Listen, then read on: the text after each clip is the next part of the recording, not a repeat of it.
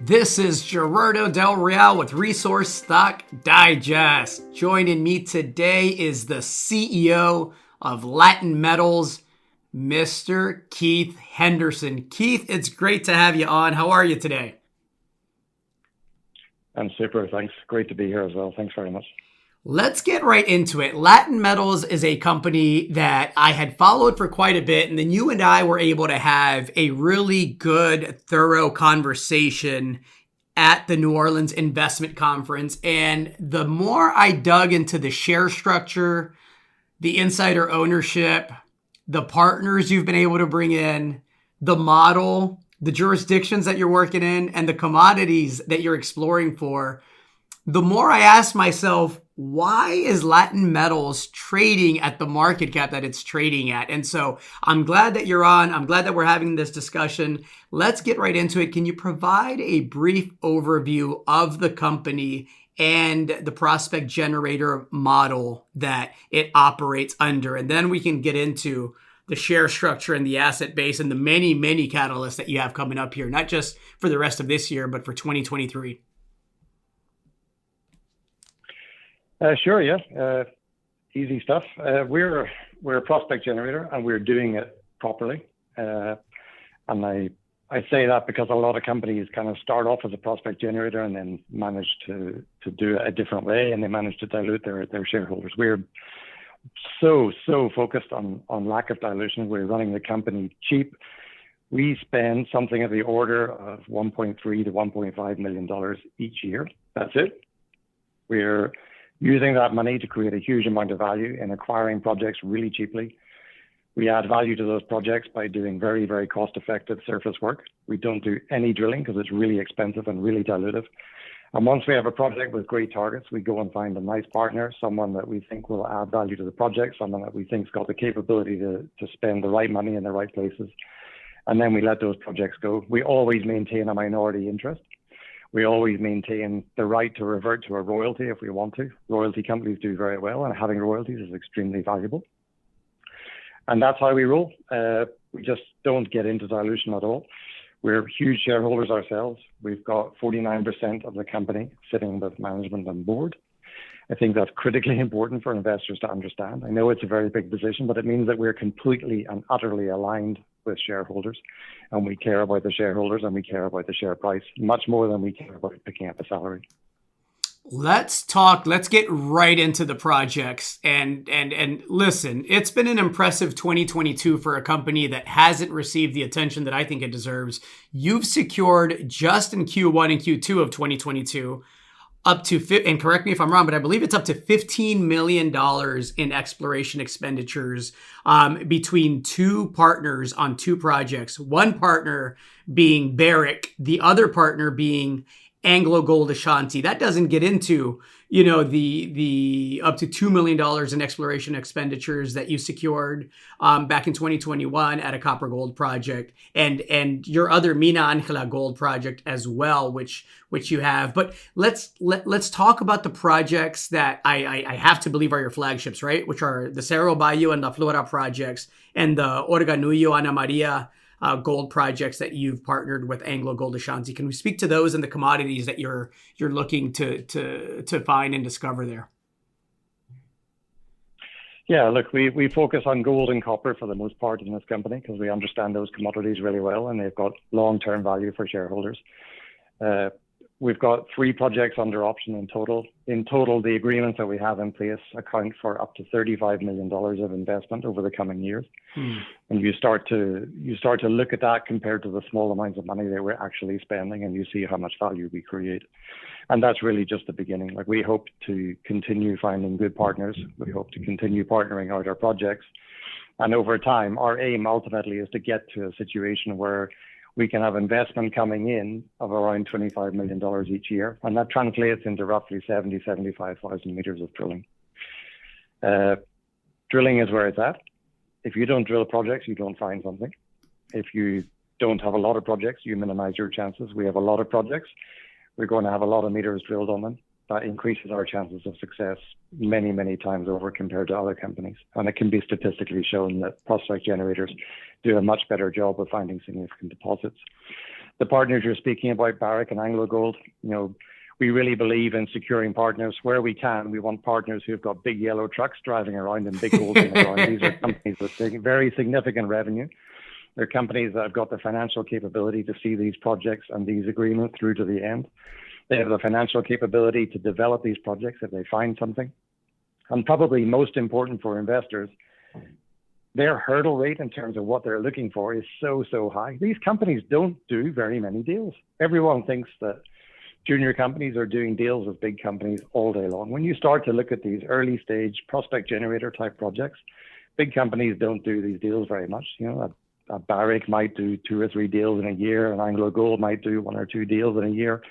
They're rare things, and we've done 2 of them this year so far, and we're extremely proud of that. What they're looking for is what the investors need to think about. A company like AngloGold, a very major gold producer, the 3rd biggest gold producer in the world, they're not looking for 500,000 ounces. They're looking for projects where they think they've got a chance to discover 5 to 10 million ounces. These are really major tier 1 deposits, the kinds of deposits that actually don't come along very often. But they're looking at our projects, they've done their due diligence, and they think there's a chance that they could find something on our projects. And that, for me, is a huge piece of reassurance, really, for an investor. And investors are looking at projects all day long. They get bombarded with news releases from all kinds of companies, and every company's got the best project in the world, apparently, if you read their news releases. But when you look at the projects that companies like Anglo and Barrick are picking up, these are good projects. And in a sense, these companies are doing due diligence. It's almost a proxy for the due diligence that an investor would like to do, but really would never be in a position to do. I think that's an important point. The amount of due diligence and the technical expertise that a Barrick or an Anglo brings to, optioning these projects is gruesome, is how it's been described to me. And so I think it speaks to the caliber of the assets. Let's talk about the jurisdictions that you're working in. The agreement with AngloGold it's a project in Argentina, which is seeing a lot of investment capital right now. The agreement with Barrick, the joint venture there with the definitive option, is in Peru. Can you speak to those 2 regions and how it's been working there? I know you're familiar. I know that you've been there for quite some time. How are things in each of those countries? And I know they're 2 separate places, obviously, with different dynamics. Let's start with Argentina. Yeah, you're quite right. Those are the 2 countries we're working in. Actually, both of those projects that you spoke to, Barrick and AngloGold, they're both in Argentina. That's by the by. You're quite right. Argentina is seeing a huge amount of investment right now. I've been working in Argentina since kind of early 2000s, off and on. I have a lot of experience there. It's had a mixed history. There's been times when Argentina wasn't necessarily the best place in the world, but I can tell you right now, every single major company and many of the mid-tier companies are looking for investments in Argentina, and suddenly it is the place to be. Can I explain exactly why that is? Probably absolutely. Not, no. I would like for you to get into it. There's a reason why there's so much capital going in, right? Yeah, like BHP invested $100 million in the Filo del Sol project, and that's essentially their first investment in the country. They weren't there before. Like, imagine just turning up someday and that's your investment, that's your entry into the country. And you can imagine that they're going to be getting busy looking for other projects as well. Anglo and Barrick are both producing in the country. They've both got significant revenue. They're deploying a good deal of that revenue towards exploration for additional projects. It's just a really fantastic place to be. One has to be careful where you work in Argentina. Some provinces are a little bit more favorable to mining than others. We obviously focus our efforts in those provinces where we know we're going to get a good political reception for the mining industry and for exploration in general, and it's just really a great place to work. Peru is another place that I've worked for many years. We entered in there probably about 2.5 years ago, and at that point, strangely, there were not that many people actually working on early stage projects in the way that we wanted to. And so as we identified projects that we wanted to acquire, we find that they were basically available for staking, which is just the best possible result for us. It's so cheap. You can pick up ground. You don't have to go and pay some guy that already owns it, and you get in there for 100% ownership for a minimal investment. And from there, you do your work at surface and you develop those properties the best you can. And we've been really successful in doing so. I hope our luck never runs out. The first two projects that we've looked at have been really good. Laksha, it's as close to being a full-on discovery as you can find without drilling holes. We've done everything at surface. It looks really fantastic. We've had fantastic trench intersections, rock sampling, etc., and that's gone really well. We have excellent relationships with the communities. It's a very integral part of what we do, and with that, we believe that we're very, very close to getting a drill permit. We think that we'll be able to find a partner for this project in the next kind of 3 to 6 months. We've got a second project called Oquist, which is just a little bit earlier stage. We're not quite finished with the surface work, but it's looking just as good, if not better. And again, I think we're going to be able to walk into a partnership on that one pretty quickly. And of course, having the partnerships we already do, Gerardo, it really helps. People look at this small little company called Latin Metals and go, who are these guys? And they're working with Barrick, they're working with AngloGold. Maybe they've got something, maybe they know what they're doing. And it just gives you a little bit of credibility, and it means that suddenly people want to look at your other projects. The projects option to Anglo and Barrick and Libero are all in Argentina. And I don't think that's a coincidence right now with, you know, some of the political volatility that's going on in Peru. But with that being said, you have some very, very attractive projects that you're conducting active exploration on and are, ripe for joint venture. Can you speak to the Peruvian part of the portfolio? Because there's a lot of copper gold projects there that I really like. Yeah, we're focused on copper gold. We've got projects that are ready to go for partnerships. It's been going really, really well. We've picked them up through staking. We're delighted with that. You mentioned that Peru is politically not the hottest place right now. That might be true, but it's still a very, very significant producer of metals. It's the second biggest producer of copper in the world. This is an economy that relies very, very heavily on mining. And, politicians come and go. We're with early stage projects. We're getting into early stage exploration and drilling on those projects with our partners.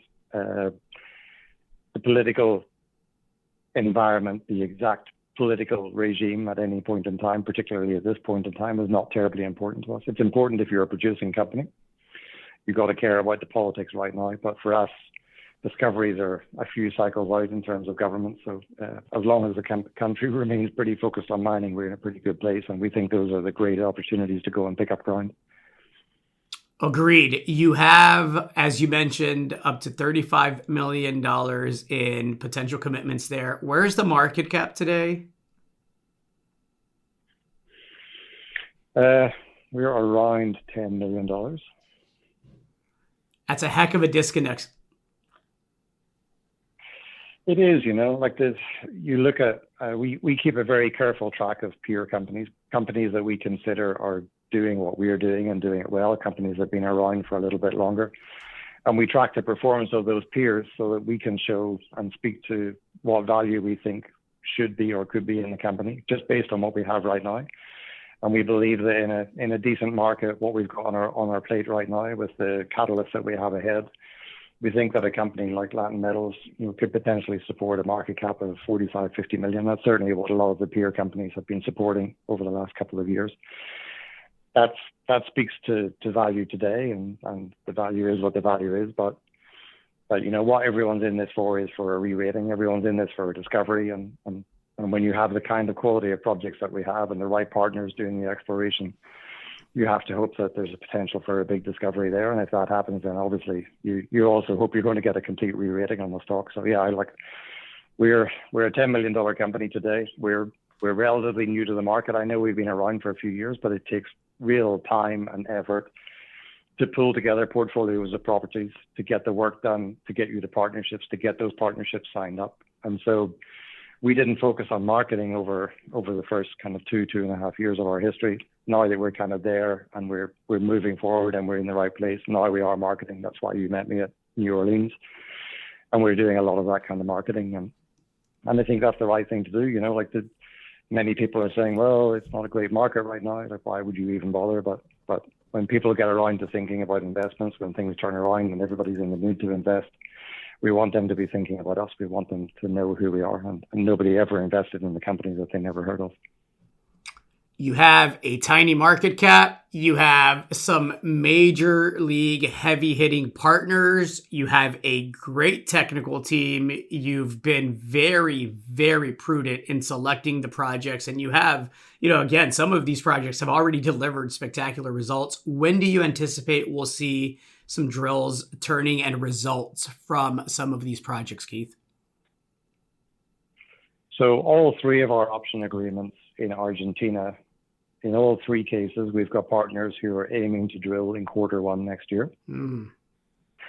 The exact timings obviously out of my control, and in a sense, it's out of everyone's control. There's always some steps, there's some permitting. Everyone's got to have a drill permit. Everybody's got to be ready to go. But let's hope that they're being conservative in their estimates. Let's hope that they get there. Worst case scenario, some of these projects will be drilling in Q2. So this is very, very imminent. We've got lots of really good news flow coming. And remember that with all of these partnerships, we get data from these companies on a quarterly basis. So going forward, each one of these partnerships generates news and catalysts and news flow on a quarterly basis. We've carefully planned out the year in terms of the news that we know is going to be coming, the news that we hope is going to be coming in terms of drilling, the news that we hope is going to be coming in terms of additional acquisitions, additional partnerships, and we've really sat down and thought about what the next 12 months looks like. And we think we've got about 30 news releases ahead of us, recognizing that some of those are just not quite under our control. But if things go well, that's what we're going to be delivering to market. And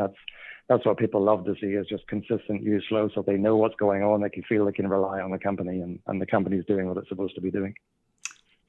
Look, I have to say Latin Metals is as much of a no-brainer in the space as there is right now. It's again, like I said, it's major partners. It's a lot of commitment spending.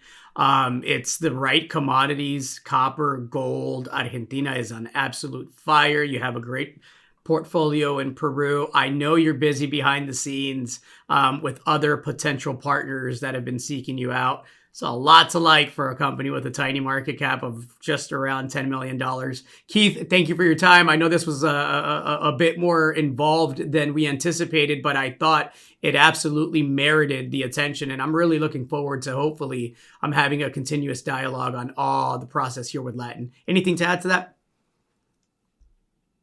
No, absolutely. Look forward to talking to you again. Let's do this regularly. And we're going to have lots to talk about. So look forward to talking to you again. Looking forward to it. Thanks again. Thanks, Gerardo. Hey everybody, Gerardo Del Real here. If you're enjoying the content that you just saw, you can let us know in 3 simple steps. Hit the like button, hit the subscribe button, and please share across your network and on social media. Take care, everybody.